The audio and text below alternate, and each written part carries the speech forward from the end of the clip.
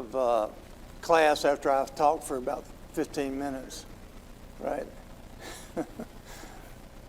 All right. We'll try not to be boring. Okay, we're going to look at the steps of Jesus as he goes to crucifixion one more time, because that is in line with who he is and what he does. Everything he did going up to his crucifixion was prophesied, and that's the reason I did a handout of all the prophecies. 27 in the last day of Jesus' life, he fulfilled 20, and he said, "I came to fulfill all the prophecies," and so he does. He fulfills every little prophecy, every big prophecy, and that's the greatness of our Savior. All the prophecies, some of those prophecies are over 700 years old, and they come true at the time of Jesus.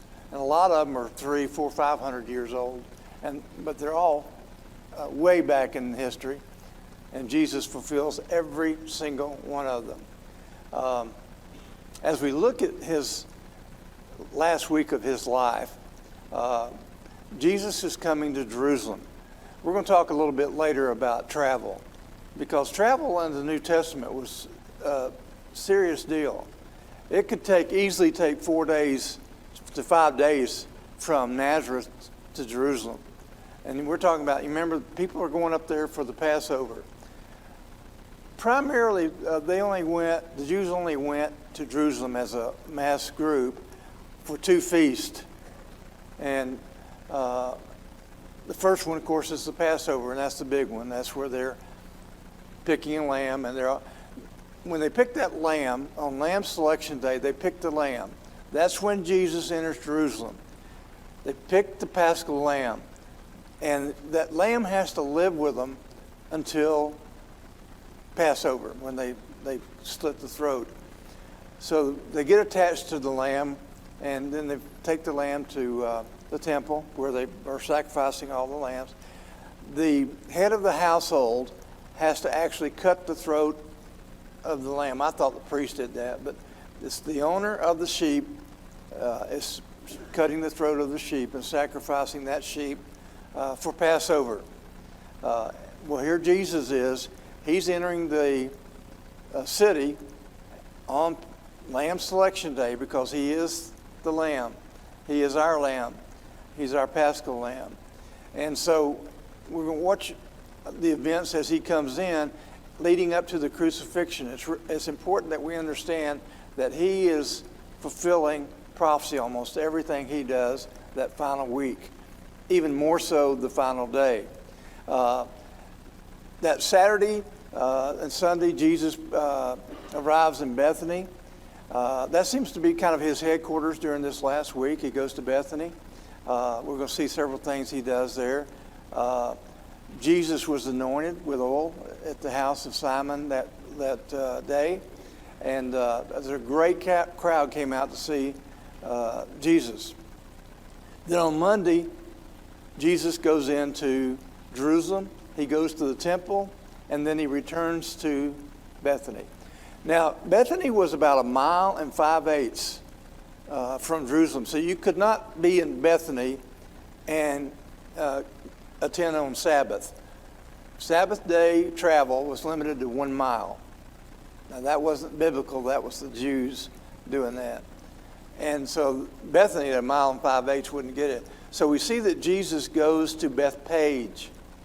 Now, Bethpage was 1 mile, exactly 1 mile.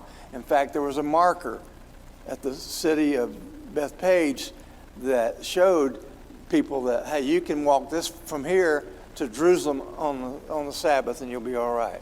1 mile. So we see Jesus goes to Bethpage before he enters Jerusalem itself. Now on Tuesday, he goes to Jerusalem. He passes a fig tree and he curses it because it's full of leaves, and Jesus thinks it's going to be full of fruit. And the reason for that is the fig tree, the fruit comes first and then the leaves. Now the figs aren't ripe when they come out. The leaves come out before the fig actually ripens.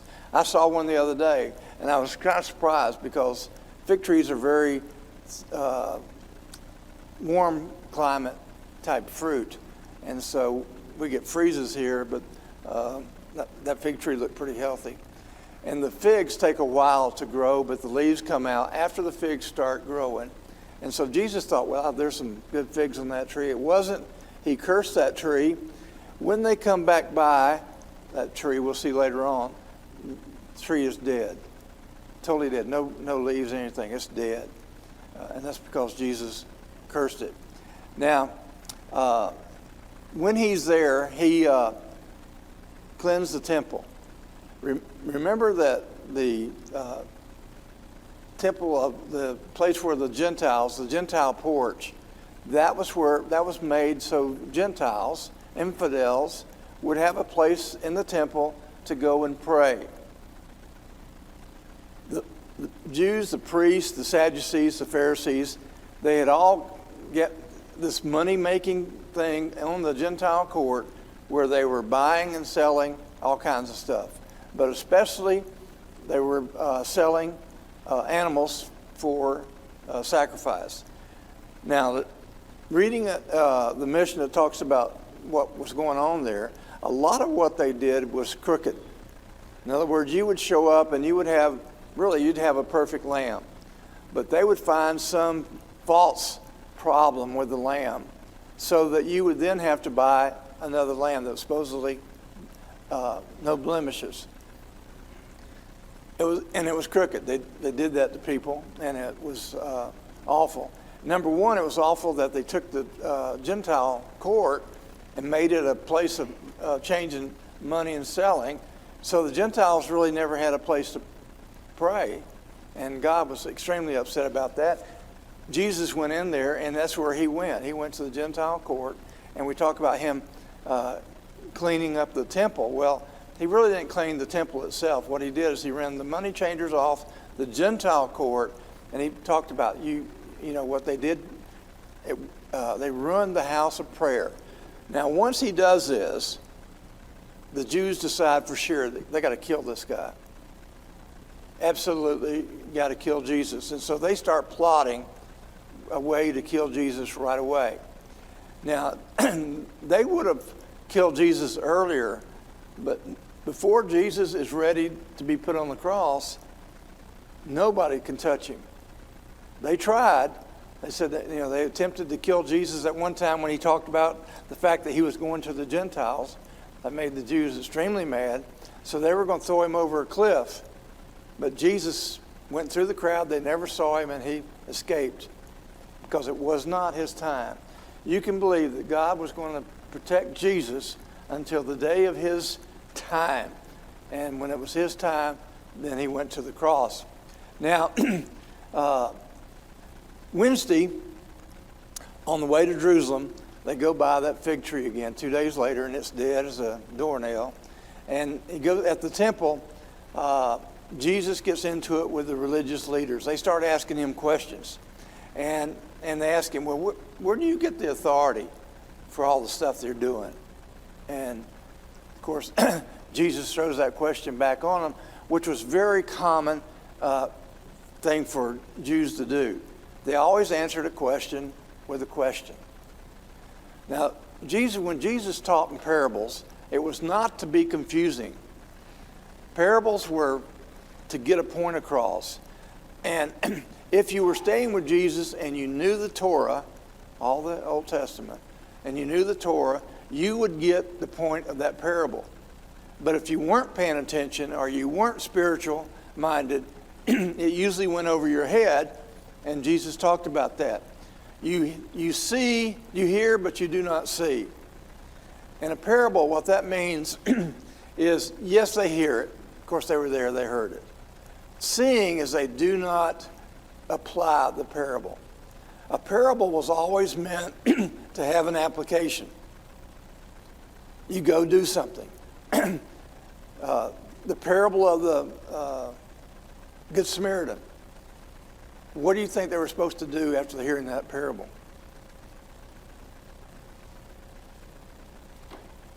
Who's your friend? who's your neighbor? Yeah. You need to go see if you can do something for your neighbor, whoever is needing something. Your responsibility is to take care of them.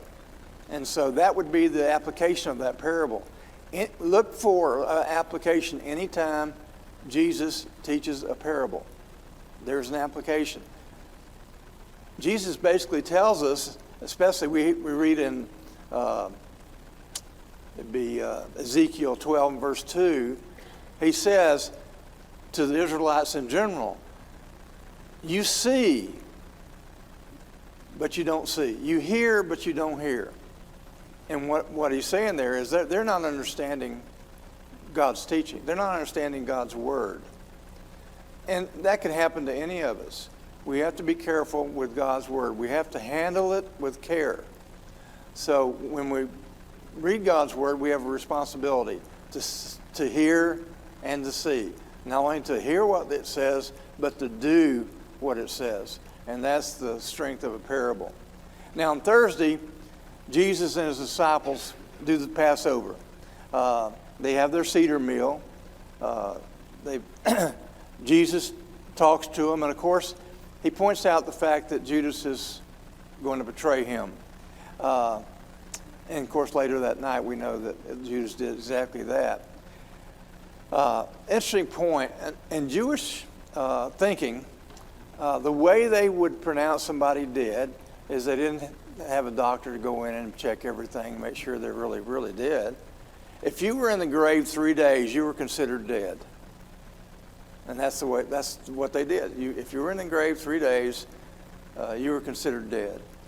Jesus was in the grave 3 days, so they considered him dead. Of course, he was dead. He died on the cross. So Friday morning, Jesus is being tried. This has got to be early. This has got to be like 3, 4 o'clock in the morning. And Jesus is tried. He goes before everybody. He goes before Pilate. He goes before the Sanhedrin. He goes before Herod. And he goes back to Pilate. So he has really run through the ringer in his supposed trial. We know that it was a true trial. There were false witnesses, and they had no case against Jesus. Pilate knew that. He said, this man's innocent. But the Jews pressed him, and he was afraid of an uprising, so he went ahead and agreed to crucify Jesus. The custom in the temple was that they would kill a lamb every day at 9 o'clock. Raining, cold, whatever. They killed a lamb every day at 9 o'clock. That was for the sins of the people of Israel. And typically they would also kill a lamb at 3 o'clock. That wasn't as in concrete as much as the 9 o'clock, but it was pretty much custom that at 3 o'clock they would kill a lamb. Which we look at it, and Jesus was put on the cross at 9 o'clock, and he died at 3 o'clock. So everything that happens to Jesus in the last week of his life is prophesied. There is a prophecy regarding his entire time on the cross. Now, Jesus' body was put in the tomb when he was taken down from the cross. And, of course, we know they put guards there to keep him from escaping if he did. And, of course, we know that didn't work. On Sunday, he was raised from the dead.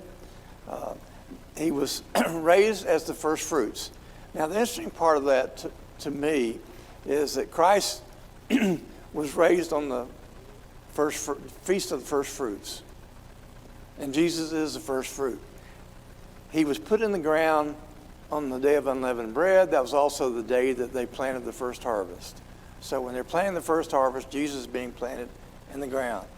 And then he was raised as the first fruits. Now, the other prophecy was in 50 days, the day of Pentecost, we would see the breaking of the kingdom, as prophesied by John. So he goes back to heaven, and 50 days later, Peter's going to do a sermon. Now, the feast of the Pentecost was the feast that people remembered the beginning of the law, the old law. So isn't it interesting that the new law is commenced on the same day that they celebrated the start of the old law.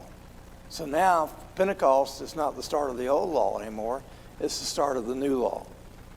So that gives us a kind of a real good overview of what Jesus is doing that last week.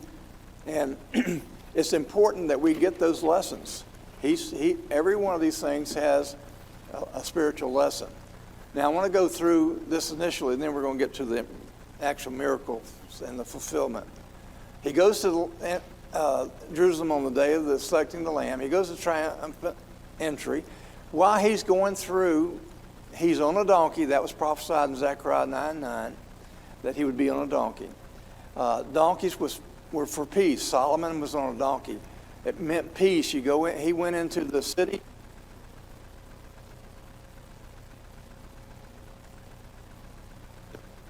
Palm branches, and they're laying out their coats, and they're saying Hoshana, Hoshana, Hoshana, or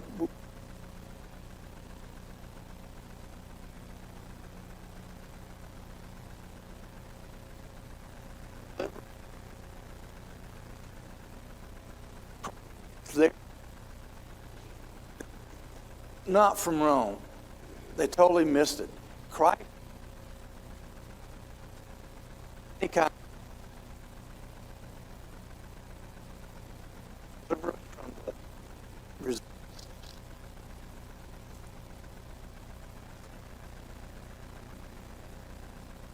Again, totally missed that. And as Jesus to the city, he sees that the mind is totally there. The tear says that he all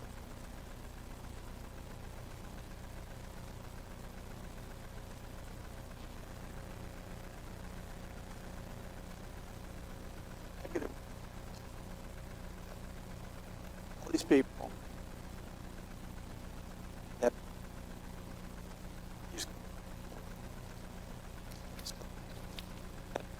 as he does.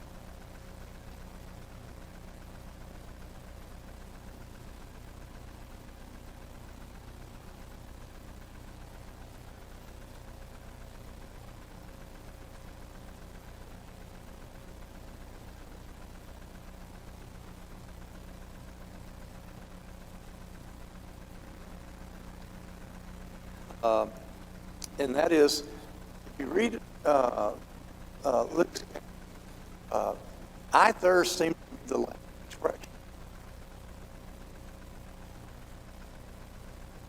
And it says that he also said that he yields to the Spirit of God.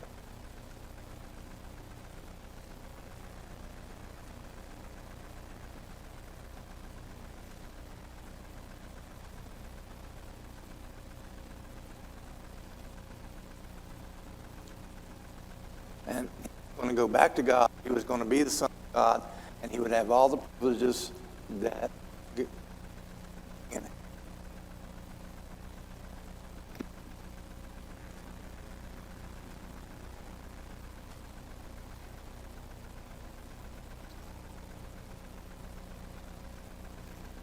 it.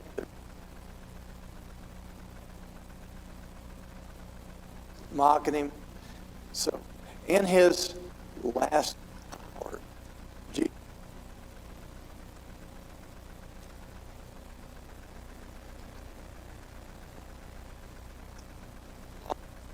when you were crucified,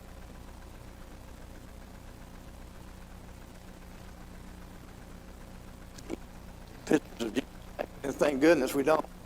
I don't want to see those.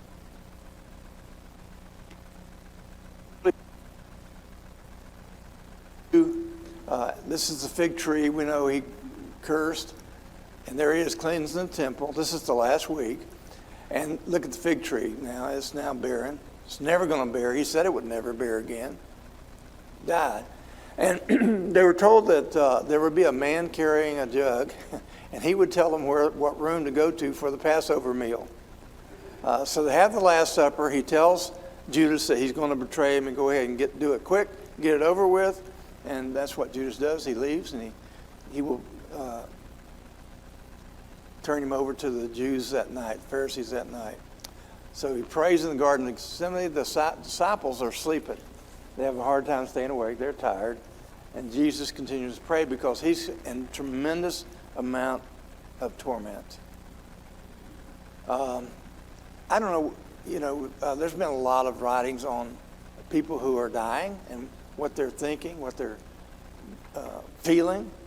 And it seems to be if you know that you're going to die, which people like the Jews during the World War II that were put in the gas chambers, they knew they were going to die. So it would be tremendous torment. I often thought about, would I like to know the exact time, day and time that I'm going to die? Would you like to know the day and time you're going to die? I certainly would not. That would be a lot of pressure and a lot of torment, a lot of anxiety. If I knew that, even if I thought, I feel good about my life, I feel like I will go to heaven, I still don't know when I'm going to die. Death has been overcome by Jesus, but to me, death is still not something that we relish.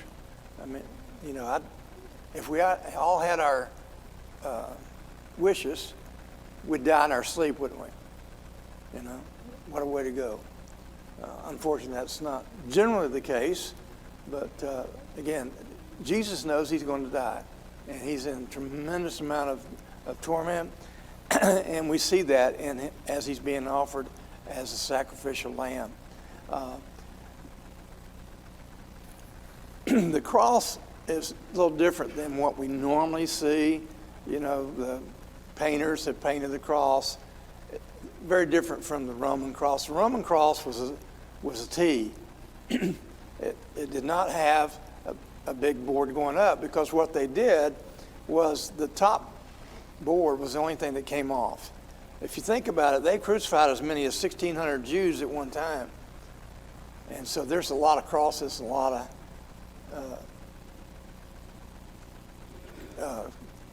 of this, I call post, I guess, going up. The crossbeam is what Jesus carried. The crossbeam would weigh somewhere between 70 and 90 pounds. So it wasn't a lightweight. And what happened, the crossbeam had a hole in the middle of it, and the post was ground out, and they would set that crossbeam right on top of that post. Now, when they did that in crucifixion, the soldiers had to lift that with the individual already nailed to the cross. And then they would do the feet as they put them on the cross. Now, again, the cross was, what we see here is what we always think about the cross. But that's not the way it was. Now, in this picture, I've got this picture because it's accurate. This is exactly the way they crucified people. A lot of them have the feet nailed together in front of the cross. That's not true. Up there were the hands and the feet.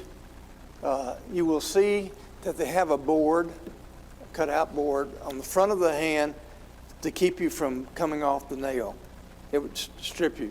And remember, this was considered part of the hand. There's a huge nerve going through right here, and they would try to hit that nerve. Extremely painful.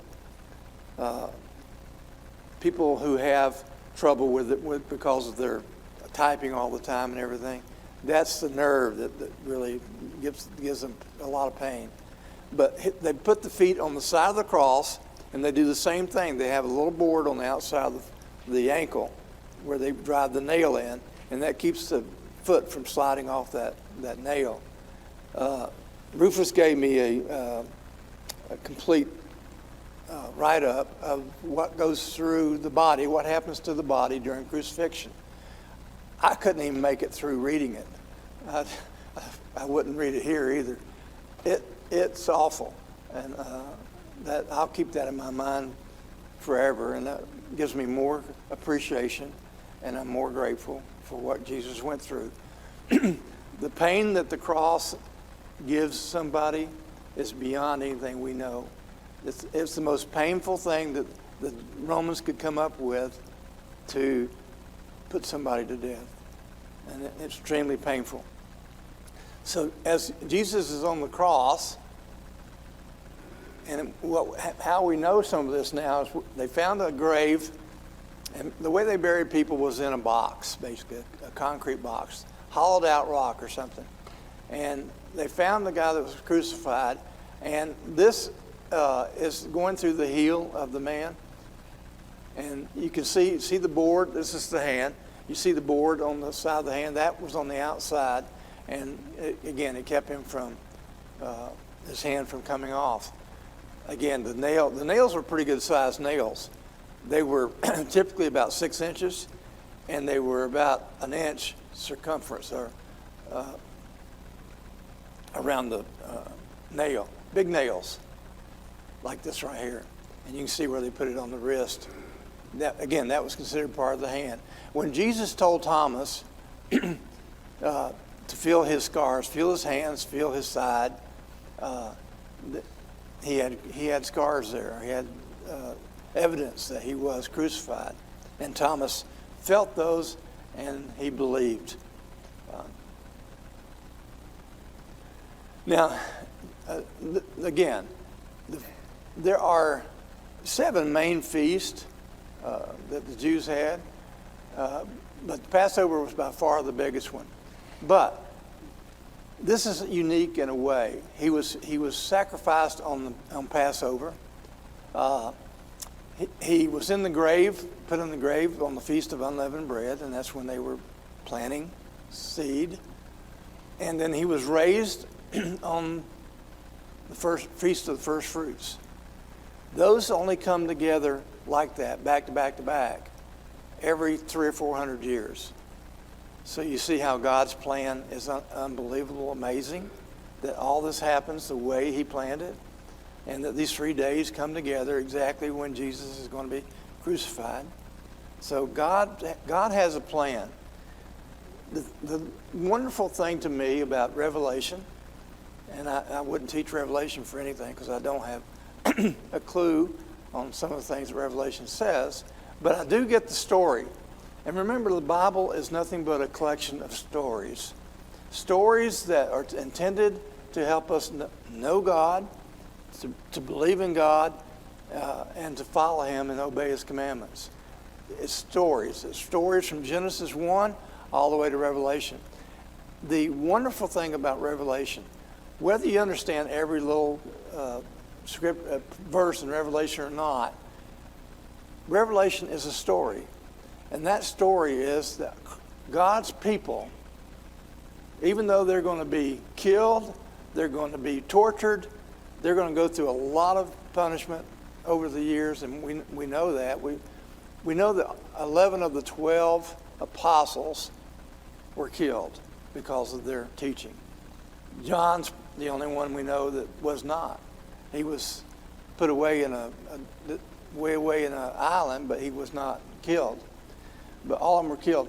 So, but Revelation basically tells us, and we all need to believe this with all of our hearts. He tells us that God's plan is God's plan. He will be victorious. And as a victor, he will take all of his children with him, and they will all be victorious. So we need to keep that in mind. If you go to the doctor and you find out you've got cancer, stage 4 cancer, what we got to do to have peace, and the Old Testament talks a lot about this. Peace is something that comes from God. We think of peace as not having any responsibilities and not having to go to work that day or whatever is peace. God's peace is knowing deeply inside that God is God. He's in charge, and He will do His plan. He will execute His plan. And His plan is that all of those who name His name, are faithful to Him, will have a home in heaven. So Revelation is telling us that God's plan is going to happen. Rest assured and have peace in your heart no matter what you're going through. You know, whether you're going through, you got cancer, you got stage 4 cancer, you got some other serious physical issue. Peace is something that you can have because you know God's plan is God's plan, and it will happen. God has a plan for each one of us, but there's conditions on it, and that is, those conditions are that we love Him, we serve Him, we obey Him. That is God's plan. Like I said, this is amazing to me that all this happens the way God planned it. We know that Feast of Weeks on the calendar had been the anniversary of the Old Testament. Now it is the anniversary of the New Testament. Okay. Let's put on the next PowerPoint, if you would. I can't see who actually is back there, but the PowerPoint on Land of Milk and Honey. I'm going to lead singing here. Y'all keep trying to get me to lead a song. Not it. It should say the Land of Milk and Honey.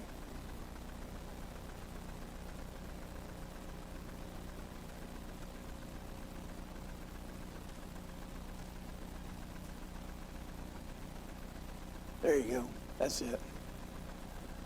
Thank you.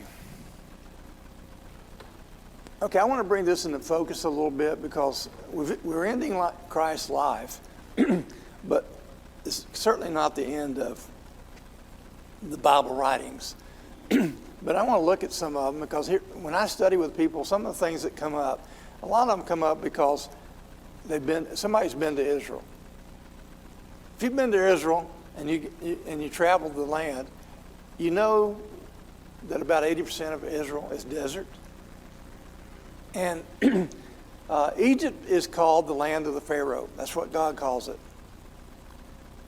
He calls the desert His land. Notice what happens in the Bible when somebody has been picked out for service to God. Where did Moses go to get ready for his service to God? Went to the desert, Negev desert. Where did Jesus go before He started His missionary journey? Went to the desert. The desert, God says the desert is a place where you have no distractions and you can concentrate totally on God. And He likes that. He wants us to do that. If we have a spiritual journey that's going to be especially tough, let's say that we have deadly cancer, and we're headed for a journey that ends in death, we should do what Moses did, what Jesus did. We go to the desert, we go to God, and we trust God. We learn to find that peace that God offers. And that peace is available to every one of us, no matter what is happening in your life. You know, just recently, a good friend of mine, they lost his keys to the car. Not literally lost them, but they were taken away. His children said, "You cannot drive anymore. We've watched you drive, and you are a danger to everybody when you drive." So they take the keys away. That was a huge downer for him. He lost this ability to go. And for all of us, we go a lot. I mean, Americans go on a lot. And here, all of a sudden, in life, you've been able to do what you wanted to do and go where you wanted to go. And all of a sudden, You can't. You can't go anywhere unless you walk. And it's a huge doubt. This guy was having a hard time with this. But we need to have peace in our hearts no matter what's going on in life, because God is with us. And the reason I introduce it that way, when we look at the land of Israel, we're looking at God's plan. And I want to show you what God's plan is and how it ties into the last part of it that we see, of course, is the death of Christ. Does that look like the land of milk and honey? I had a hard time with this for a lot of years. Land of milk and honey. Wow, it's desert. I don't see anything milk and honey about it. It's just desert. So God takes his people of all places in the world that they could be, and he decides to put them in Israel. Decides to put them in Palestine. Decides to put them here. I mean, it's just desert. And you ride the highways, and this is what you're going to look at, for the most part. Very few cities in Israel. There are 360, that's an interesting number, isn't it? 360 cities of Palestine mentioned in the Bible. 300 of them are within 16 miles of Jerusalem, which is kind of amazing. And as we look at what God's doing here, this is the land of honey.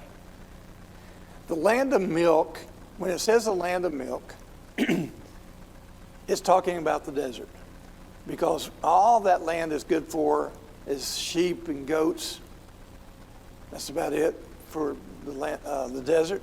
But then they've got the land of honey. Honey is considered in the Bible jam. They had figs, they had pomegranates, and they had real honey. But when they talk about honey in the Bible, mostly they're talking about jam. This is the very little bit of Palestine is agricultural. And you can see. And here's the start of the children of Israel. They come out of Egypt, and they go up and they spend a lot of time in the desert versus that's the honey. This is the desert. Where does God have them spend 40 years before they go into the land of Canaan? The desert. You see how God always takes his people to the desert for them to think and meditate, because there's nothing else to do. If you're out there by yourself, especially, you are alone, nothing to do. So it gives you time to really pray and think and connect to God. Now, there's a highway that goes through Israel, and what I'm going to try to establish here is why God chose this patch of ground. There were 3 towns in Palestine on this highway. It's called Via Maris, the highway by the sea. And the trade routes from all of the rest of the world, from the east and the west, from Persia and Babylon over to the east and west, over to Rome, they all came through Israel. Why? Because of trade. They would bring down their spices and different things that they made to Egypt, and Egypt had lots of grain. So there was a lot of trading going on with Egypt, and it all went through this highway. There were 3 cities there that would control that entire part of the world. There were Hazar, Megiddo, and Gezer. These 3 cities were up on a hill, and they had the view of the road. If you had a fort up there, you basically could keep anybody from passing on that road. And Israel, when they went into the land of Canaan, only conquered one of those cities for living. They burned Hazor, but they did not live there. They just left it destroyed. The only time they occupied these three cities was during the reign of Solomon. And he had all three cities. And so he controlled a big part of the world. Of course, he went way beyond what we think of as Israel and had a large territory. This little butterfly basically is one thing. It says that Asia, Syria, and Africa all went through Israel to trade with each other. See, Israel's in the middle. Via Maris is the highway they used to get to each other. And so they had a huge opportunity to affect the world. And Jesus and God planted them in the land where they would have the most exposure and they could teach people about God. They did not do that. They never did that. And so God judges them. In fact, God is so angry with them. Not only have they killed his son, but they have false gods again. They have a lot of idols going on. They're very prosperous and they're not taking care of the poor. They're not doing any teaching about God. And so God is angry with them. We read about that in the New Testament. Because what he's going to do, tell you the end of the story, he's going to destroy the Jews in 70 AD. Just give you an idea, this is kind of interesting to me. Look at the distances they have to travel. You just take where Jesus was from, 65 miles from Jerusalem. You normally could travel, depending on the terrain and how fast you were walking, you could travel 5 to 7 miles a day. If you were speed walking, you might make 10 miles in a day. So you're looking at 5 or 6 days for them to get to Nazareth, to Jerusalem. And look at some of the mileage they have to go. Jesus walked to Caesarea Philippi with all of his disciples. 105 miles. To get to Capernaum, where Jesus made his, that was kind of his home office. When he started his ministry, basically he lived in Capernaum, and a lot of people say he lived with Peter there. But that was 85 miles to Jerusalem. Huge trip. So when people talk about making these trips, you're talking about days and days to make these trips. You just think about them going up from Beersheba to Jerusalem. It's 54 miles. So, and again, walking was the mode of transportation. Some of them may have ridden on donkeys, but not very many. I'm from Florida, and Florida is just is a sand mountain. It's nothing but sand. But sand makes a great foundation for a house. Better than clay because it doesn't have holes when it compacts. It's very solid, where clay may have air pockets and stuff in it that it didn't condense well. So when Jesus talks about foolish man build his house upon the sand, and I'm looking at my house that's built on the sand. What was Jesus talking about?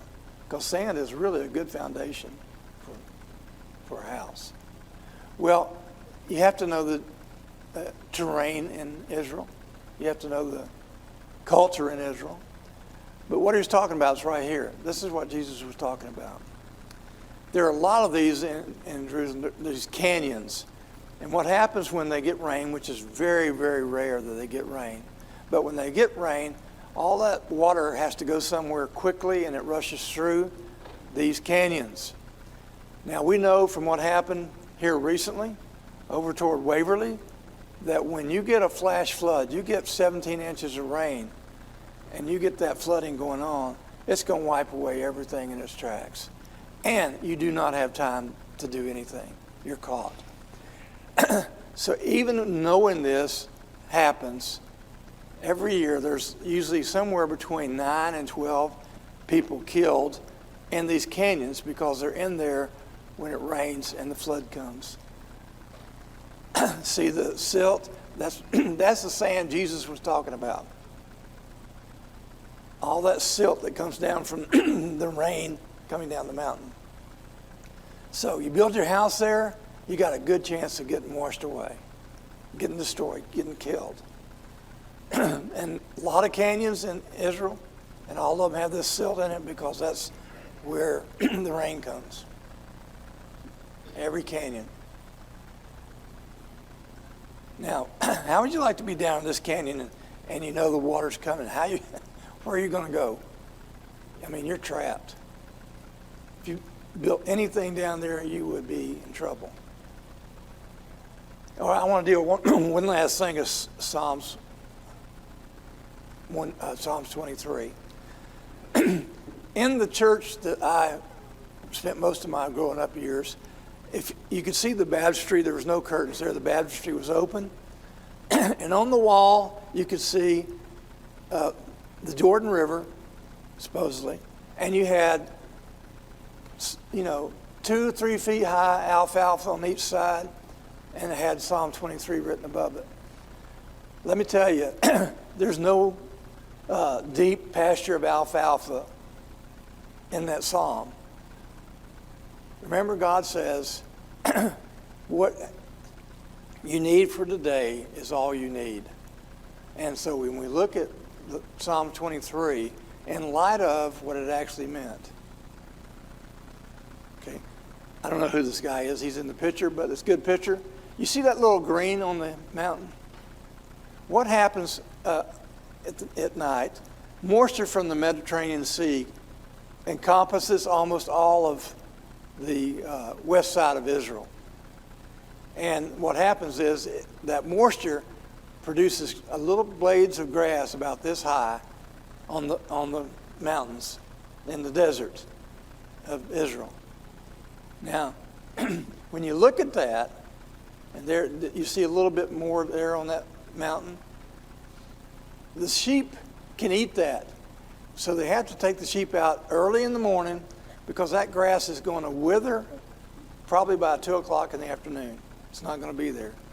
But an inch of grass, that's enough for those sheep for that day. Tomorrow there'll be more grass. So that's a lesson of God, Psalm 23, that you lie down in green pastures. I don't know if I'd want to lie down in some of these green pastures.